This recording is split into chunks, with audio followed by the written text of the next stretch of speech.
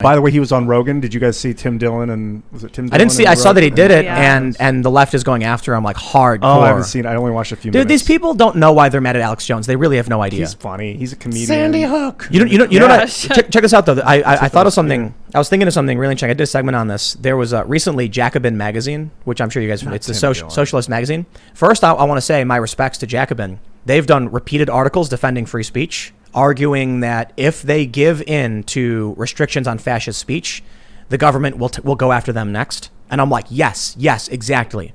And so they said, like, they called it like the anti-fascist hate speech boomerang was an article they wrote where they basically said we cannot give in to these demands to censor speech because they're going to come for us. So I respect that. They did a show. It got censored on Facebook. And one of the hosts of that show was on the Young Turks.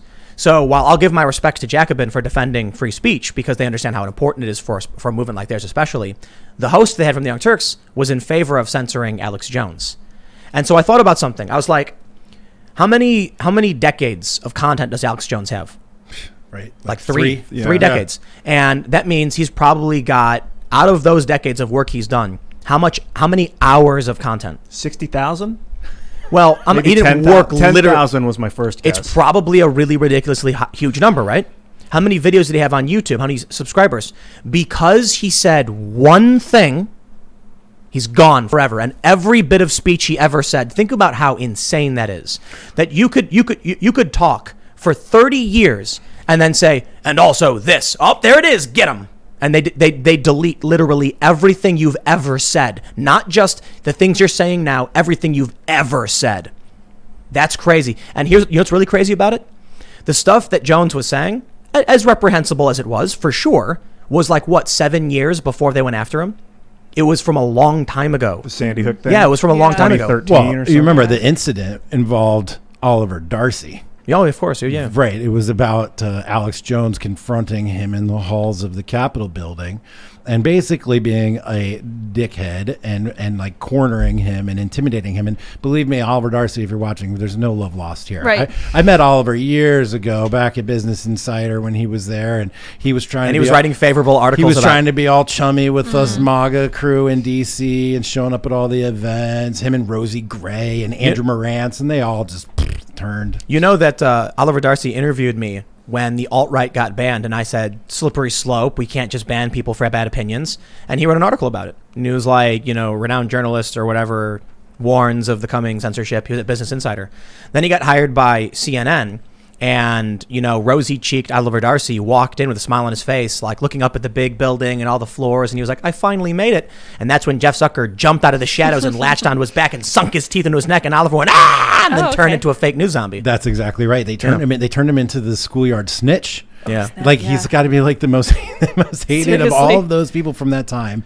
And he's really sort of sold himself on that. But anyway, that was for Alex Jones. He got banned off of Twitter for what he did outside of Twitter. That's so crazy. But it was years before. And it's like, the main issue I see is, if you say one wrong thing years ago and we decide now that was wrong, we eliminate everything you've ever said from the record. Now, working at Minds and banning accounts and being in charge of that kind of thing, I was of the ilk that if an account violated the terms, I don't care who the human is using that account is nuked. I'm not going after the person. If the person makes a new account, it's fine. They violated terms with that account is gone. It's not the person. And that's where cancel culture comes from. The problem I'm seeing, as I think about what happened with Alex Jones, and so anyway, the gist of it was that, one of the Young Turks people on the show was like, I'm glad Alex Jones can't harass people. And I'm like, so you're okay with him having literally every bit of his work removed and annihilated because he did this one wrong thing? And I guess he did it a couple times. I'm not, I think what he did was wrong for sure, reprehensible. And you tell him, hey, that thing you did, don't do it again. Okay. No, they didn't. I think he remained on Facebook for a while, and then they were just waiting to press the nuke button, give him any excuse, and then they went for it. So it really was not about just that one thing he said. It was a political move. They didn't like this guy. He had too much influence, and he says crazy stuff. So they were like, he's a problem, to get rid of him and find any excuse to do it. The funny thing about I watched maybe the first half hour of the Joe Rogan show with him, and Alex starts to say something that seems all crazy, and Joe's like, no, hold on. What you need is a fact checker. Let's fact check this one. Come on, we're going to fact check this. Lydia. Jamie, bring it up. Bring it up. Bring it up. And Jones was right. And they brought it up, and he's reading it, and he's like, snap. Holy crap, snap. you're right. He's Yeah. Do you know what he was saying, though? Yeah, he said that corporations were making payments to sub-level, lower-level staff members in the Trump organization because Trump is uncorruptible. He's not beholden to lobbyists. He's not beholden to corporations. And so that he's saying that corporations were going towards people in his orbit and below him in order to get influence. And the example, he's like, yeah, AT&T paid people, millions of dollars just to get access. And they're like, whoa, hold on a second. And they checked, and they right. pull it up. USA Today, I think, is what it was. And This is snap. This is the thing. It's low information individuals with power who don't know what they're talking about and getting mad about it. The other day when we had Vosh on, he mentioned that I got into like conspiracy realm stuff. And he mentioned, you said if Joe Biden gets elected, they're going to come to your house, they're going to change definitions. And I was like, they've done both of those things already. Like I didn't say, here's my prediction of the future. I said, here's what they've already done. If Joe Biden gets elected, it like locks that in. It exacerbates the problem. His argument was because it happened doesn't mean that something's going to trigger to happen again. He didn't say that. Yeah, that's what he's saying. If a toilet exploded in someone's house and you say, hey, if that guy gets elected, there's going to be exploding toilets. He said that after that was I said those things already metaphor. happened. And then he went, oh, well, just because. His initial argument was he didn't know people have already gone to several houses. Mm-hmm. And then he was like, which people? And then I was like, the McCloskeys for one. He's like, oh, okay. So clearly. I want to go more into that too. How many more people? I really do think one of the biggest issues between left and right is the sources we consume. Mm-hmm. But it is a fact that the right knows what the left is thinking. The left does not know what the right is thinking. Yep. The best example of this is when the hashtag Proud Boys went viral. And it was a bunch of like gay men kissing, and they were like, "Take that, Proud Boys!" And then Enrique posted Milo and Gavin making out. Like, what are you talking about? Like, yeah, what do you think this is? Somebody once took the graphics for Liminal Order, and they like made it in rainbow flag, and they tried to make it out like this was like being mean to me. Like, oh, they made it look like it was the gay flag. Like, all right, they don't know who you are. Like, right. You've repeatedly said that. The Republican Party accepting gay marriage was what allowed you to be like, okay, I can go in this direction. Yeah, like socially accepting. Absolutely. And just piggybacking off of your idea there that the left does not know what the right is thinking, but the right does know what the left is thinking. I have made a terrible mistake. I have re-engaged with my old friends on Facebook in this election season. And it was a big mistake. It's a big mistake. There's no question. And I just had it totally reconfirmed to me when I'm trying to explain to them sort of their thought process, because I know it. Like, I've studied critical race theory, I've studied radical feminism, I've studied intersectionality. I know how it works. I know their sort of Kafka traps. I know their intellectual, framework, if you can call it that. And I'm explaining it to them, and they don't even know. They're just all foot soldiers that have been sort of co-opted by Black Lives Matter, Antifa, etc. And they think they're doing a good thing. They're like, yeah, Black Lives Matter, of course, Black Lives, of course. But they don't understand what the system is that they're in. And it's just, I try to engage with them. It's not possible. And I have this hope. I had this naive notion that in like 5 years, when maybe everything just completely falls apart and everybody suffers the traumatic experience they need in order to rethink their worldview, that one of them at least is just going to be like, oh, that Jack, he was right. Yeah, they will. No, I don't know about that. They come out. They're never going to do it. Never. The interesting thing we were talking about earlier when you mentioned rewiring in your brain is that people do trainings where they tell you to tell yourself things to do that. Yeah. And so you think about these people who are watching TV and they say Black Lives Matter everywhere. It becomes, they have no idea what it is, but they just adhere to it. And when you challenge it, you threaten their worldview. Yep. So I think a lot of the reason we see like Antifa getting crazy and foaming at the mouth and like, Black Lives Matter, because they are righteous and just. They don't know why, but they've said it over and over and over again, and it's in their being. And so when you are opposition, when you are the other, you are the evil villain destroying the world. And they have no idea why. You ask them, they couldn't tell you. I've tried. When it comes to Black Lives Matter, yeah, I know, me too. I feel like there's 3 strata of the way that people interact or interface with that movement. One is like the ideological one, where it's like, why is Black Lives Matter? Why does it exist? And this is kind of what Vosh was kind of hinting at that last night. It's a class issue thing that's caused this thing to erupt. Then there's the people that are like in it and using it as a business and profiting from it in a lot of ways. Definitely. And then there's like the foot soldiers who are like, yeah, Black lives are great, so I follow it. They don't know anything about it. Right. But that's most people. Like I have friends and family that are posting things like, it is not enough to be not racist. You must be actively anti-racist. And I was like, what does that mean? And they can't give me an answer.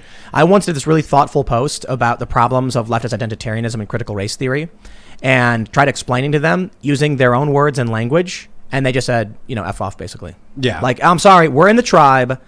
The tribe is good. You say bad, you bad. I have pity.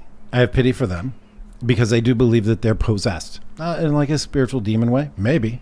But they're possessed by an idea. I think it was Jordan Peterson that said that people don't have ideas have people. Yes. And these people, Love it. these ideas got these people, right? And it's really, it makes me sad when I can see people that I know are otherwise decent, good humans that are just acting in a way that I know if they really understood that they would change their mind because they are good, decent people. And this is sort of the mission. And I see a path to redemption for them. But they don't see a path to redemption for me. And just to finish up on the suffering sessions or struggle sessions, copter chapters. Think about it in reverse. You visualize success. You tell yourself success. You say it over and over again. I'm going to do this. I'm going to be great at that. I am this. I am this thing I want to become. Because you can rewire your brain using your self-talk and the things you say. So you can do it in the other direction. They say, raise the fist. That's the thing that stood out to me is the guy, the intensity, nose up in here, coughing their corona all over me. Going, whose side are you on? Say it. And when I wouldn't, it's just like, they just explode inside their heads. It's awful for them. Think about this. You got a nice beanie there, good sir. There's a symbol on that beanie. What is that symbol? That symbol is the logo for the Liminal Order, my all men's organization, national, 300 members. You've got a national organization. And I take it a lot of people often want to join, and you get you put the word out, and then people hit you up. 3,000 people on the waiting list. Imagine if you had mainstream dominant culture promoting the ideology for you, and you needed only walk up and say, you think Black Lives Matter, right? Okay, well, join my organization. Slick. Yeah. So imagine you, all of us as critical thinkers, and the people watching, who would challenge what we're told and be like, let me check on that first. And that's a big thing about the internet. There's a lot of people who consume news are actively looking for it, as opposed to mainstream media, which is they're sitting there absorbing it. So you're more likely to find people who know more about specific things. They're seeking it out. Now imagine you've got half the people who are just absorbing information, have no idea, never challenged. It's true. It was on the TV. If you want to use them for your advantage and your power, well, if you go up to them and say, Black Lives Matter is, out of control identitarianism, and while I can understand the core complaints, and I can agree police brutality is bad and we respect these lives, the movement has its problems. Now, join me. They're going to be like, screw you. What are you, racist? Right. If you go up to them and say, you want to join a Black Lives Matter group, right? You're not racist, are you? Then, yeah, you're right, yes. Because dominant culture told them to. Are you? Yep. You're not racist, It's Not at all. The issue is you've got this person, right? And they see you walk up to them and you say, give me your money and your time and your energy. And they say, why should I do that? And then you say, look around you. You're not a racist, are you? And they see signs everywhere, Black Lives Matter, Black Lives Matter. And they're like, I don't want to be another. I don't want to be another here. Whatever you want from me, please. Just don't ostracize me. So I think a big component of a lot of whatever, like this moderate space, intellectual space, whatever you want to call it, or a bunch of just, rebellious morons, if that's apt. I think it's just an issue of people who are self-sufficient to a certain degree, not too concerned about being ostracized. I would rather live on my feet than die on my knees. Amen. Versus people who would rather live on their knees than die. Yeah. I'm comfortable being the other. That's how it's always been my life. I've always been contrarian, counterculture. That's just where I feel more comfortable. But on this issue of passive versus intentional learning or understanding, we in the Liminal Order have come up with a name. We didn't determine this name, but we've determined that it's an essential tool in this world. It's called sense making. And sense making is intentional understanding. And part of intentional understanding is a desire to want to actually make sense of the world.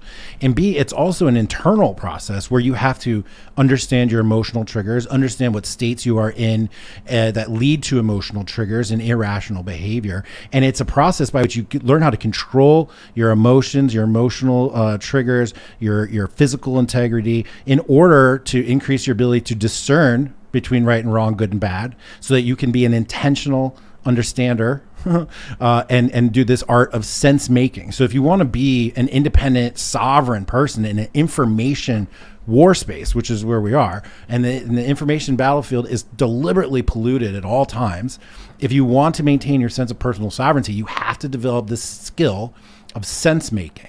And that's one of the things we do in the liminal order because we think it's vital. It's like a life skill at this point. Well, we get on the other side willful ignorance, Yeah. which is kind of like the other end of the spectrum of that. People who just choose to be swimming in bliss. Yeah. Ignorance is bliss, man. I mean, there is some truth to that. Thanks for checking out this clip from the Timcast IRL podcast. We do the show live Monday through Friday at 8 p.m. So come back to check us out when we go live. Don't forget to subscribe, hit the like button, hit the notification bell, and we are also available on all podcast platforms for free if you want to listen to us there. Thanks for hanging out, and we will see you all next time.